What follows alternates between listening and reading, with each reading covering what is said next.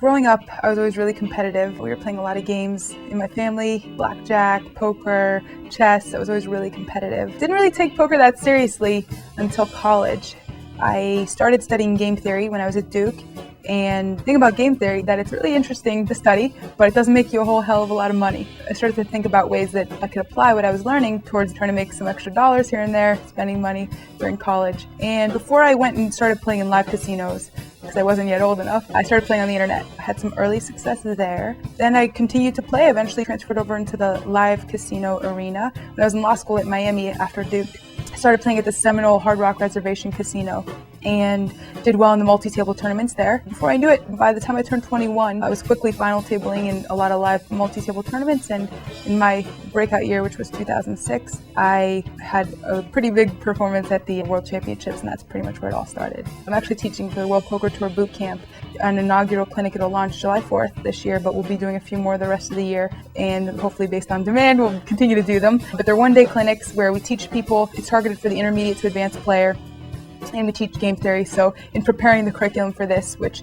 I've had to do over the last few months, I had kind of had to re-crack open the textbooks and get back into the study of game theory. The Hard Rock system that the Seminole tribe has set up is really, really good to getting people ready for multi-table tournaments. It's what funneled me into the system. You know, before I was final tabling on the World Series circuit and eventually the World Poker Tour circuit, I was making final tables at the Hard Rock. Those tournaments, while they can seem like a crapshoot because you don't get that many chips in the beginning, when you play them for a long period of time, you really see that the cream rises to the top. It's a great breeding ground for good poker players. I pretty much divide my time evenly between online and live. I use online poker probably differently than most people do. I use it because the live limits that I play are a lot higher than the online limits I play. I use the online time to explore one of the things that I love about poker, the fact that there's always a new variation of the game to study.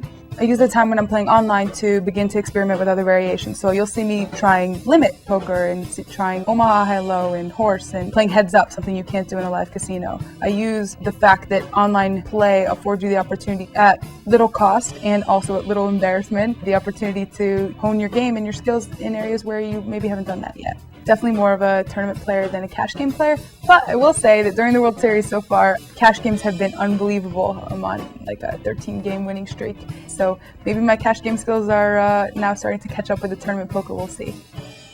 I'm pretty quiet at the tables. Most of the time, I sit there, I wear my sunglasses, my headphones. Music can do a lot to change my mood. When I'm, say I've had a bad beat or something, if I listen to like Chumbawamba's I Get Knocked Down, for some reason that song just makes me feel better.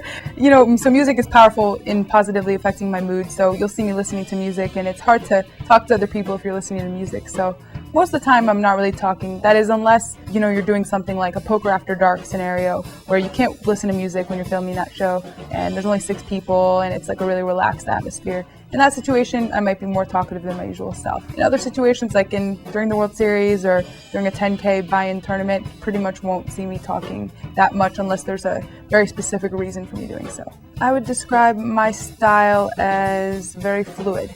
You'll see me in one hand, I can be ultra aggressive and seemingly super loose. I can also then switch right over into tight mode where I'll be able to rock for 2 hours and won't play a hand without a good hand. I really try to react to the ebbs and the flows of the poker tournament. I'm always consciously telling myself the style of play that I want to emulate. I'm asking myself, okay, it seems like my opponents now are loosening up. How should that affect my play? These kinds of things are the things I think about at the table. So I would like to think of myself as a fluid, and a flexible player.